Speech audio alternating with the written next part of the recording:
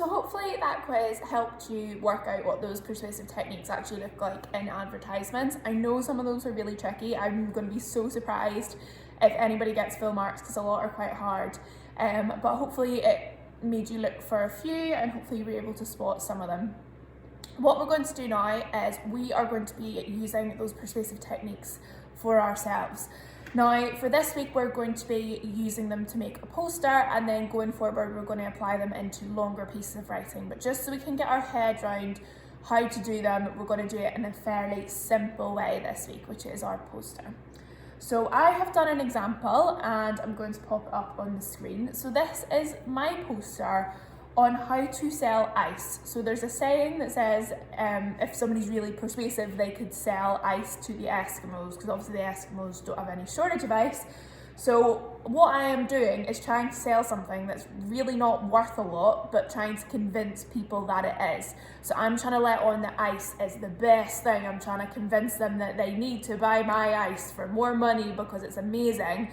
Now, the actual product is just ice, we all know, but we're trying to use those persuasive techniques to add value to our product and to try and convince people that they absolutely need this ice in their lives. So I have used a few of our persuasive techniques on my poster. So I'd like you to pause me now just for a minute and try and spot those on the poster, and then when you come back, I'll go through which ones are there. So do it now. So hopefully you were able to spot some persuasive techniques on my ice poster. Now you can see that in the title I've used Ice Ice Baby, which is obviously that sort of popular song, so I'm trying to bring that out in people's heads. But you could also say that by repeating the word ice, ice, ice baby, I am using some repetition. You'll also notice then that I have popped that on the ice cubes down the bottom, Ice Ice Baby. You'll notice I've picked a picture with 3 ice cubes and then split my 3 words up onto the different ice cubes. So I'm building in the repetition of ice, but as well as that, my list of 3, my group of 3 objects, because that helps people remember it better. So I've got Ice Ice Baby repeated, and I've also got it in that sort of 3-word ice cube sort of picture. Then we've got what's better than an ice cold drink. That's our rhetorical question that's popped in there. Then we've got the purest, the coldest, and the best.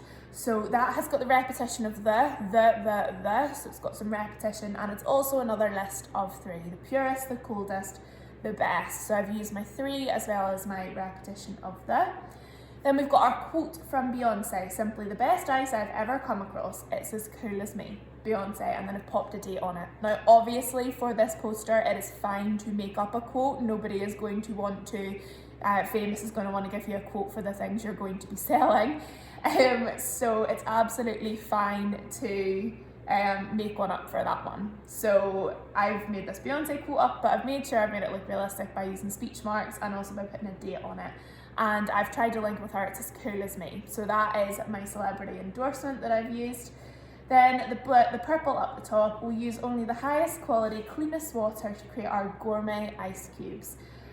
So that's your kind of fact, the highest quality, cleanest water, so that's a fact I've used in there. And also gourmet ice cubes, that's quite emotive language, so gourmet meaning, you know, amazingly tasty and special. Now it's ice, like they're basic ice cubes, but I'm trying to use this language to build them up into something that they're maybe not. And then the last thing I want you to look at is the decoration of the poster.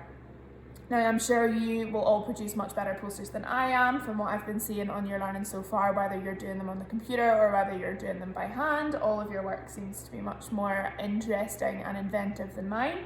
But I have used a background of snowflakes which fits with my theme. I've used similar colours, so you can see the repetition of the yellow, and then we've got the blue, the purple and the white, so it's all quite snowy colours there.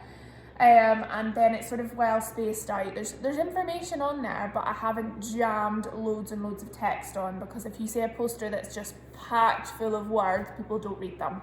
So you can see I've kind of spaced everything out. I've changed the colours up to try and encourage people to look at each part of the poster. And I've also popped an image on there as well of my product to try and help sell it as well. So that's just a bit of an example of how we can use some of those persuasive techniques to sell ice to the Eskimos. So for today, you have got some lovely products to choose from that you're going to make your poster on. So I will pop them up on the screen now for you. So you shall see that you have got the choice of 4 wonderful and amazing objects to sell. So you have the choice of selling some cups, some sticks or a stick, a rock or a spoon.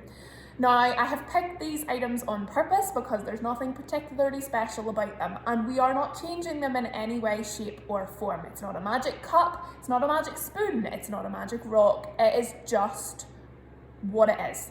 Now, I didn't change the ice into something it wasn't, I just kind of tried to make it sound better than it actually was, and that's what we're doing. Anybody can make up, a story about a magical cup that refills itself with Coca-Cola every time you're finished with it.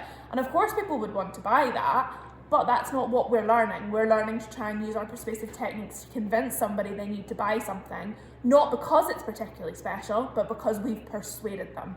So we're not, coming up with any magical things that we're looking here. We are using the objects we've got and making the most of them. Now, I have done this in the past with pupils, and some of the things they've done is they've tried to phrase like the rock as a pet rock. Now, they've not done anything else to it. They said, you could have this as your pet rock. This could be like, they named for it like rock, or like, what was it? Taylor Stone. Like they would change it so that it was like the celebrity's name. It was definitely better than Taylor Stone, but they would change it so it was the celebrity's name. They would do the spoon. They said that you could use it to do your makeup in. There was somebody saying that would help you contour because it was curvy. Somebody said, think of all the possibilities with a stick. It could be a broomstick, a wand, anything, like use it for play. It's the best toy for your child. If you buy them a toy that's only like a one thing, they can't do more than one thing with it, but with a stick, they could do all of these amazing things. But you see, they're not changing the product. They're just trying to come up with as many reasons as they can why somebody should buy it. So I want you to make sure that you're putting lots and lots of persuasive techniques on your poster as well. So look carefully at your success criteria. You need to meet them. That's what I am marking you against. And then do your poster and pop it on to the assignment for me.